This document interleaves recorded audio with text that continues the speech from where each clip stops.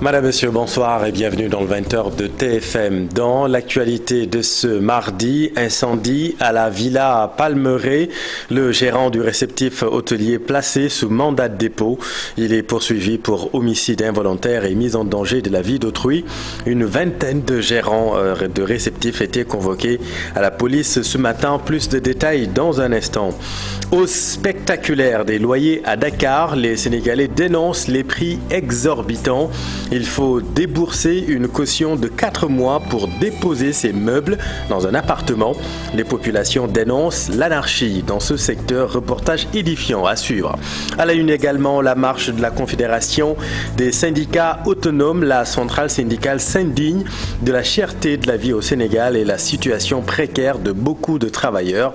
On vous explique tout dans un instant. Et puis ce 21 septembre, le monde agite le drapeau blanc. La journée internationale de la paix est célébrée aujourd'hui.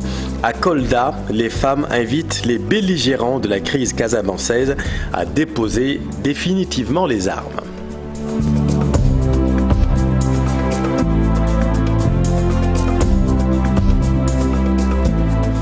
Le gérant de la résidence Les Palmeraie poursuivi pour homicide involontaire et mise en danger de la vie d'autrui. L'incendie meurtrier avait coûté la vie à une petite famille saint-lusienne, souvenez-vous. Ce mardi, une vingtaine de gérants de réceptifs hôteliers de la Petite Côte ont été convoqués à la police de Mbour. Voyons tout cela avec Abdourahmane Diallo et Mamadou Gueye.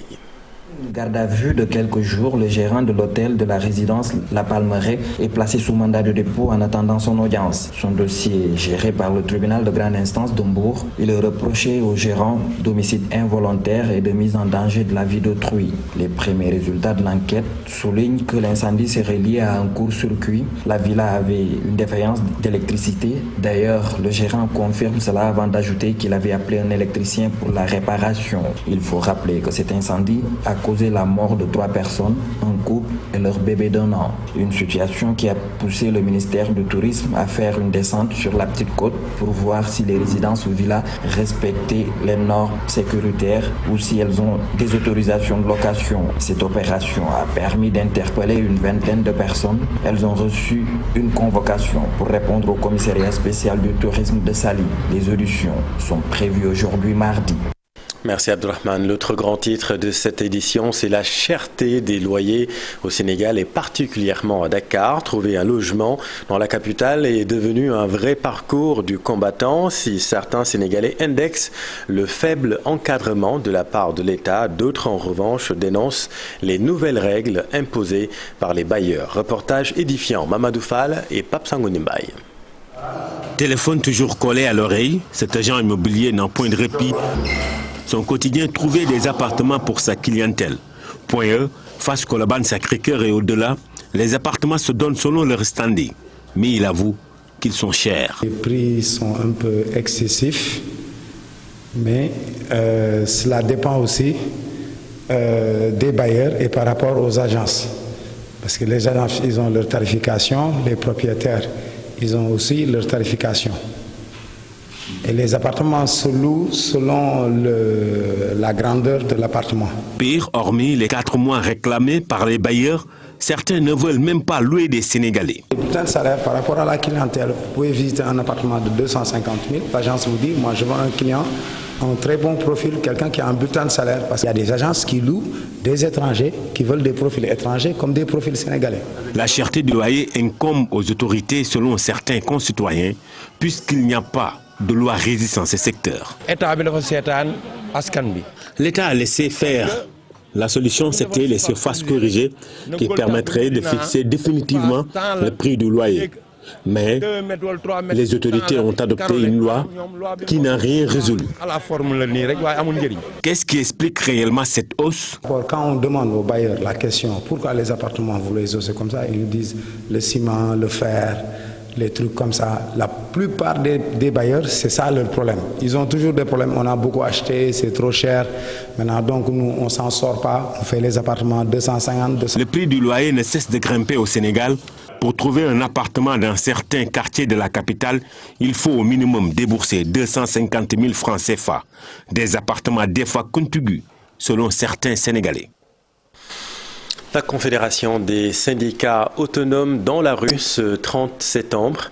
En conférence de presse ce mardi, la centrale syndicale s'indigne de la situation précaire de beaucoup de travailleurs, mais aussi de la cherté de la vie au Sénégal. Fatou Bintou Conté et Diafar Abba.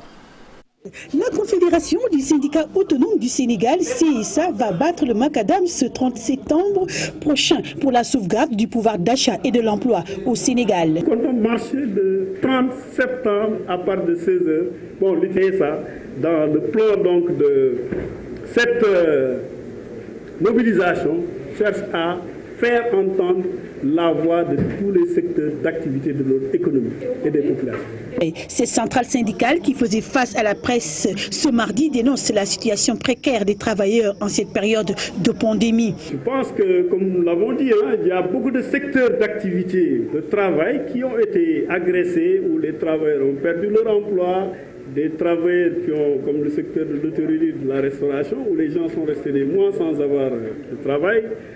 Donc, c'est ces travailleurs-là qui viennent nous voir par rapport à leurs conditions. Les secteurs les plus impactés, c'est le secteur de l'hôtellerie, du transport aérien, de la restauration. Parce que c'est des secteurs qui ont été fermés totalement pendant un certain nombre de temps. S'y ajoute la flambée incontrôlée des produits de consommation, ce qui amène Eliman Diouf et ses camarades à réclamer à l'État une surveillance accrue des prix sur le marché. Faire face aux dépenses sociales, c'est faire en sorte que l'on puisse appuyer les coûts et diminuer les taxes à l'importation pour permettre aux populations de pouvoir accéder aux produits de denrées. On nous dit et réclamé par la CSA sur les grands projets de l'État tels que le TER, le BRT ou les 100 000 logements, d'autant plus que les coûts et les délais ne sont pas maîtrisés par le gouvernement. Rencontre entre le ministre du Travail et la coalition de la Fédération générale des travailleurs du Sénégal. Les deux parties ont abordé les questions de la représentativité syndicale, mais aussi le travail intérimaire. Écoutons à ce propos Sidi Ndiaye de la FGTS à l'issue de la réunion. C'est sur notre demande que le ministre Sambazi a bien voulu nous recevoir pour que nous puissions échanger sur la situation sociale nationale, mais en mettant le focus sur la nécessité d'évaluer les élections de 2017.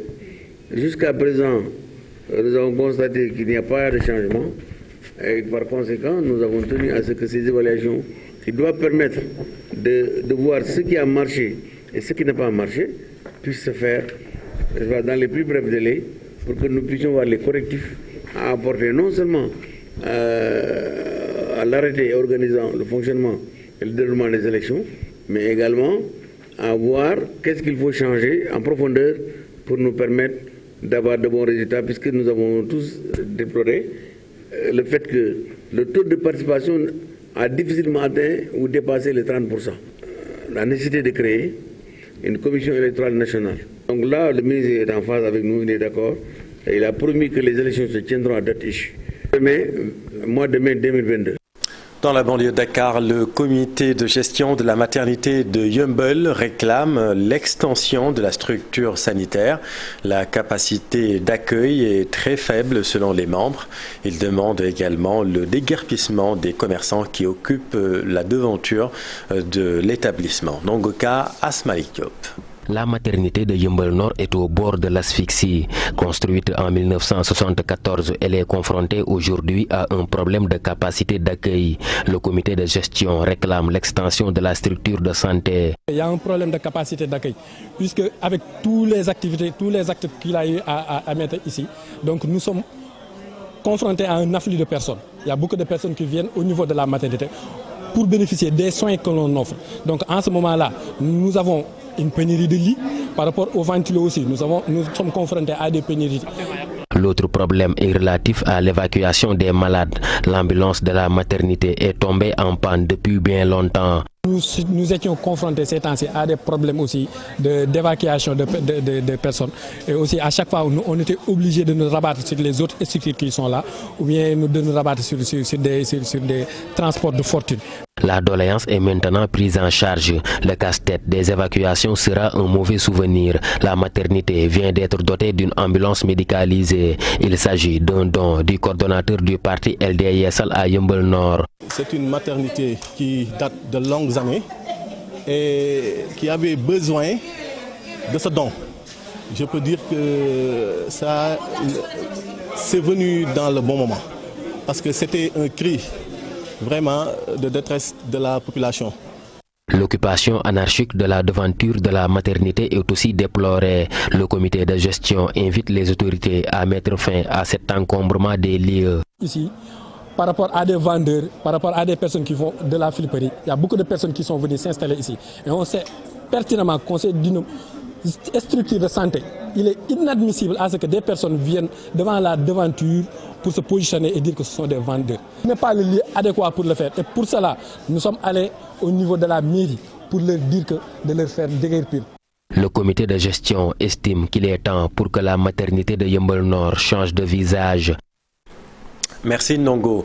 Le gouvernement a lancé ce matin le programme d'appui à la gouvernance du secteur des transports terrestres avec l'appui de l'Union européenne. L'objectif est de relever 4 défis majeurs, la surcharge à l'essieu, la sécurité routière entre autres. Le Pagotrans compte apporter sa contribution pour faire baisser le taux des accidents au Sénégal. Habib Faye. Le Sénégal a mis en place le programme d'appui à la gouvernance dans le secteur des transports terrestres dans l'optique de lutter contre la dégradation prématurée des routes et la surcharge à l'essieu. Une initiative soutenue par l'Union européenne, elle vise à relever 4 défis. La sécurité routière coûte au moins 163 milliards de francs CFA par an à l'État du Sénégal. C'est pourquoi, Monsieur le ministre, nous avons fait de la sensibilisation à la sécurité routière l'axe 1 de notre action conjuguée. Au-delà de l'entretien routier indispensable à la préservation du réseau, qui a été érigé en priorité par le gouvernement, près de 2000 km de routes revêtues et plus de 220 km de routes ont été reconstruits et mis en circulation entre 2012 et maintenant. Cela a contribué à hisser le réseau routier du Sénégal comme le meilleur de la sous-région et parmi les meilleurs en Afrique. La récurrence des accidents et leur lot de conséquences demeure un casse-tête pour les gouvernants. Le Pagotrans veut apporter sa contribution pour faire face à ce fléau. Presque chaque jour, des annonces d'accidents souvent meurtriers à travers tout le pays. Plus de 600 personnes tuées chaque année sur la route du Sénégal. Ce sont 600 décès de trop et c'est un bilan alarmant. 90%, comme on l'a toujours dit, des accidents proviennent de l'œuvre humaine. Il est important de mettre en place un programme de sensibilisation, de remise en question, de planification des actions entre les États, l'Union européenne et les partenaires techniques que nous sommes. Le niveau des services des routes revêtues s'est-il considérablement amélioré, passant d'un état bon et moyen de 61% en 2011 à 83% en 2020. Pagotrans va désormais faciliter la mobilité dans le transport. L'Union européenne compte accompagner le Sénégal dans la mise en place d'un modèle de mobilité durable en Afrique. Merci Habib. Parlons éducation à présent. L'apaisement du cadre scolaire passe par une reprise des monitorings entre les syndicats et le ministère en charge de l'éducation, selon Cheikh Mbow, secrétaire général exécutif de la COSYDEP. Il appelle les parties prenantes à une franche concertation pour une année scolaire apaisée. Le voici avec Aminata Mbaresso. Vous avez vu des syndicalistes dans la salle, le ministère bien représenté, les ONG et les parents d'élèves, pour pouvoir discuter ensemble justement des goulots d'étranglement. Nous le savons, quand vous avez un système éducatif où il y a évidemment des accords qu'il faille solder, nous avons toujours invité à ce qu'il y ait un dispositif d'écoute qui permette de pouvoir exploiter les alertes à temps et de pouvoir leur apporter les solutions idoines. Donc c'est ça qu'il nous faut aujourd'hui si nous voulons avoir un système éducatif qui n'agisse pas simplement en sapeur-pompier, mais qui soit plus proactif.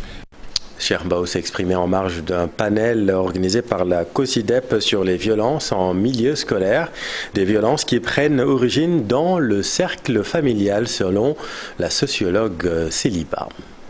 L'école n'est pas seulement une actrice pour la promotion d'une éducation des valeurs. Il y a la famille. La famille, tu dois partir de la famille. Et aujourd'hui, qu'est-ce qu'on a? Quelles mesures mettons en place pour la famille? Aujourd'hui, on a une famille complètement déchirée en lambeaux. Est-ce qu'on a une politique de la famille? Est-ce qu'on a aujourd'hui des programmes dédiés envers la famille? Est-ce qu'on a des programmes de promotion des valeurs dédiés? Aujourd'hui, on est dans le numérique. Est-ce qu'aujourd'hui, on a des programmes qui promouvoient des citoyens responsables numériquement? Donc, que ce soit l'école, que ce soit les médias, oui, les médias, parce que les médias aussi sont des instances de socialisation, les médias. Aujourd'hui, est-ce qu'on a ces programmes de promotion d'une citoyenneté responsable à travers les médias? Le monde a agité le drapeau blanc aujourd'hui. La journée internationale de la paix est célébrée dans le monde entier. Occasion saisie par nos reporters pour donner la parole à des personnalités du Sénégal. Elles se sont prononcées sur l'importance de la paix et la cohésion sociale. Je pense que c'est le moment, et en particulier pour les leaders politiques, les leaders d'opinion, la société civile et surtout les enseignants, de marquer leur désir et leur volonté de construire un monde de paix aujourd'hui. Voilà un pays à 90, peut-être même plus, % de musulmans qui a su, grâce à la cohésion nationale, élire, par exemple, ce n'est qu'un exemple, un président catholique. Ce n'est pas dans tous les pays que ça se passe et je pense que nous sommes peut-être un peu trop timides pour nous donner un exemple. Voilà un exemple que nous devons donner au monde. C'est une concorde qui est extraordinaire et il faudrait que nous arrosions ce jardin-là. Et c'est pourquoi je pense la célébration de la journée de la paix cette année doit susciter un énorme sursaut de conscience au sein de la communauté internationale. Surtout dans ce contexte de Covid qui aggrave encore les déséquilibres et qui contribue à aggraver les facteurs de pauvreté. Cette paix que nous souhaitons pour le monde entier puisse avoir lieu. Les liens entre les nations, entre les pays, soient des liens pacifiques et des liens de collaboration. Voilà. Comme chaque année, le 21 septembre correspond donc à la Journée internationale de la paix. Une paix, hélas, mise à rude épreuve dans plusieurs parties du monde, notamment en Afrique de l'Ouest. Marcel Farba-Maroun et Pape Sangone Mbaye. Plusieurs pays dans le monde et jusque dans les zones de conflit, il est reconnu à l'unanimité que la paix demeure le socle de la stabilité dans tous les domaines. Au Sénégal, son importance capitale n'est plus à démontrer. La culture de la paix concerne tout le monde parce que c'est grâce à la paix que les relations se consolident. Là, il y a absence de paix, l'irréparable s'y produit. Il faut avoir une paix intérieure avant de prétendre à la paix de façon générale. Il ne faut pas envier une personne, il faut se contenter de ce que l'on a. Assalamu alaikum tous les jours. Tous les jours, le mot paix est inclus dans nos modes de vie. Donc, c'est l'élément le plus essentiel, puisqu'on l'évoque au moins 3 fois dans la journée. La partie sud reste sans doute la plus grosse équation à résoudre au Sénégal. Si, en majeure partie, l'accalmie est de retour, en Casamance, l'on ne sait pas de quoi demain sera fait. Aussi, il a été donné de constater depuis quelque temps des soulèvements populaires, comme ce fut le cas lors des événements de mars dernier. Pour consolider cette paix, essayons de procéder à une distribution plus équitable des richesses. Et par rapport à ça, on a dit que 2023, nous aurons notre premier baril de pétrole. Faisons en sorte que ce gaz et ce pétrole-là puissent faire en sorte que ceux qui n'ont pas, les démunis, puissent quand même au quotidien avoir leurs 3 repas et régler d'autres problèmes. Parce que vous ne pouvez pas songer, si vous voulez, à la paix, qu'est-ce qu'on dit? Ventre vide n'a pas d'oreille. Rappelons que chaque année, le 21 septembre correspond à la Journée internationale de la paix dans le monde. Observée dans de nombreux pays, elle a été créée en 1981. Oui, Marcel, et dans le sud du Sénégal, les femmes de Kolda ont célébré la Journée internationale de la paix. Elles ont surtout saisi cette occasion pour inviter les belligérants de la crise casamançaise à dialoguer davantage pour un retour imminent de cette paix tant recherchée. Ce que nous lançons aujourd'hui à ces acteurs, c'est qu'ils acceptent de rencontrer l'État. S'ils ne veulent pas, par exemple, discuter directement avec l'État, mais on peut toujours solliciter l'aide de personnes neutres qui peuvent être là et qui, la société civile par exemple, elle est là, elle n'est ni avec l'État, mais ni avec les belligérants. Donc si du côté des belligérants, ils peuvent avoir une personne en qui ils ont confiance et qui peut traiter leurs problèmes, mais nous, c'est ce que nous cherchons. C'est ce que nous cherchons. Donc l'État aussi doit aussi faire un effort, aller vers la société civile. Et venons-en à ce livre qui a comme titre ce qui sonne comme La palissade de Bruno Diatta au service de la République. C'est le titre du livre présenté à la presse et aux autorités, invité par la famille de l'ancien ministre et chef du service protocole présidentiel de 1987 à 2018. Une manifestation qui a vu la participation de hautes autorités de la République. Compte rendu, Ibou Diouf et Diafaraba. Ces prix affichés renseignent un peu sur la teneur du projet, mais de l'importance aussi. Un livre hommage à feu Bruno Diatta, une vie au service de la République. Une initiative de l'Église catholique en la personne du cardinal Monseigneur Adrien Théodore Sarr, qui, devant la ferveur nationale qu'a suscité le décès de mon mari, devant tant d'émotions, devant tant de témoignages, devant tant de spontanéité, nous a conseillé de rassembler tout ça dans une compilation, d'en faire un recueil, de l'éditer, comme on dit dans le jargon, pour la postérité. J'ai eu la satisfaction de recevoir une approbation immédiate de la part de cette famille.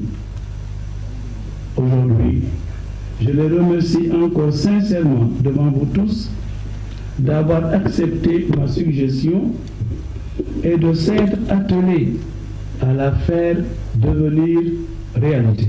De l'avis de sa veuve, Bruno Diatta, chef de protocole présidentiel de 1977 à 2018, peut servir de référence dans plusieurs domaines. Que tout un chacun puisse savoir aujourd'hui et demain qui était Bruno Diatta. Bruno Diatta est entré dans l'histoire de la République pour avoir le privilège de travailler avec tous les chefs d'État du Sénégal. Et Madame Thérèse Turpin Diatta qui m'a choisi pour intégrer la task force qui a été à l'origine un peu de cette œuvre littéraire qui a été présentée aujourd'hui au Terroubi.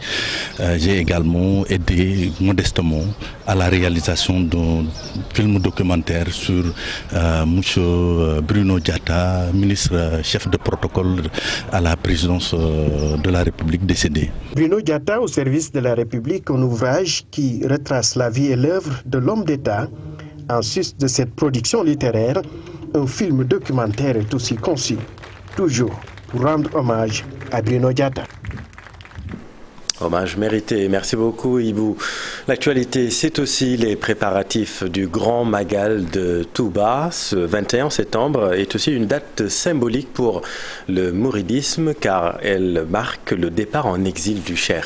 Reportage à Saint-Louis du Sénégal, Habib Seck et Ousseynou Diop. Le 21 septembre 1895, Cheikh Ahmadou Bamba Khadim Rassoul a quitté le Sénégal à bord d'un bateau nommé Pernambou pour un périlleux et long exil forcé de 7 ans, 9 mois au Gabon. Une date qui reste gravée dans la mémoire des talibés mourides. Pour le professeur Moustapha Diakhaté et Serigne Bamba Sylla, c'est une date importante car symbolise la bravoure et l'amour que le fondateur du mouridisme avait envers son Seigneur. Personne n'a jamais essayé ni réussir avant le Cheikh. Pour nous, mourides, c'est extraordinaire de voir le cheikh, chaque fois que l'occasion se présente, de donner sa vie pour sauver l'islam. Il l'a fait ici, à Saint-Louis. Il l'a fait également le 21 septembre pour tout simplement rehausser le drapeau de l'islam devant ces incrédules, ces colons. Okay. 21 septembre 1895. Le 21 septembre 1895 était un vendredi. C'est une date historique pour la communauté mouride parce que Cheikh Ahmadou Bamba Khadim Rassoul avait donné une belle leçon aux colonisateurs. Pour la communauté mouride, le 21 septembre est historique. C'est une date qui témoigne de l'engagement qu'a eu Serigne Touba Mbacké pour dire non aux colonisateurs. 21 septembre. Et c'est lors de ce voyage-là que les Nassaran avaient essayé de le piéger. En disant que si on essaie de le faire descendre sur la mer, en se basant sur la religion, il va accepter. Et ils ont essayé et ils ont réussi. Donc lorsque le moment est arrivé, le cheikh faisait des va-et-vient. Il se demandait qui peut empêcher un tel acte demandé par Dieu. Pas les Toubab, pas le bateau, encore moins lui-même. Il a jeté sa natte, le siyada ou bien la peau de mouton qu'il avait et il a sauté du bateau et il a prié sur l'eau. Communauté mouride, le 21 septembre est un grand jour. Le 18 décembre déjà, Serigne Touba Mbacké Khadim Rassoul a quitté Mbacké Bari. Mais le 21 marque le début de son engagement à faire face aux colons. Et il a réussi la mission qui était très difficile. Malgré les assauts pernicieux et interminables de l'appareil ennemi, Serigne Touba Mbacké Khadim Rassoul a su résister avec foi et à chaque fois, il a donné une leçon de vie aux colons en mettant en avant Dieu et sa religion. Lors de ce voyage pénible, Khadim Rassoul a tenu très haut le flambeau de l'islam. Aujourd'hui, sa bravoure, son courage et sa détermination ont fait le tour du monde. Et les actualités du Magal à suivre dans un instant avec nos équipes à Touba Mbacké dans le journal du Magal avec Fatih Dieng et Sohna Natambay. Ce sera tout à l'heure. Dans l'actualité sportive, le match Sénégal-Sénégal se jouera en Afrique du Sud. Match comptant pour les éliminatoires du Mondial 2022. En sport toujours, Cristiano Ronaldo, footballeur le mieux payé, et 5 lions du Sénégal Beach Soccer nommés pour le titre du meilleur joueur de l'année. Tout cela dans le round-up de l'actualité sportive avec Cher Sadibou Diarra. Le beach soccer pour commencer. Le Sénégal est bien représenté dans la liste des nommés pour le trophée du meilleur joueur de l'année.